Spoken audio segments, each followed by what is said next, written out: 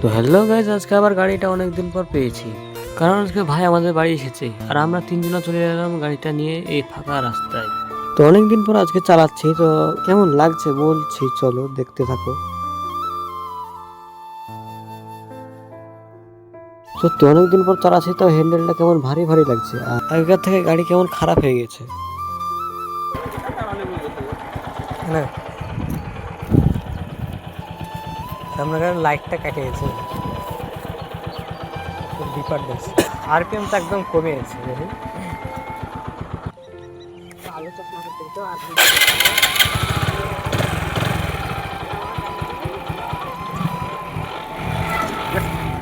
তো আজকে এই চেস্ট মার্বেলটা দিয়ে ভিডিও বানিয়েছি।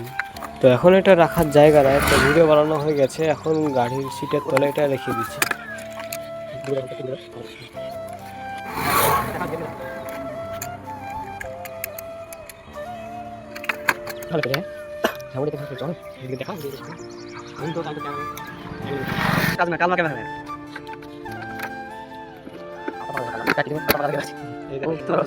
তো আজকে এই পর্যন্তই।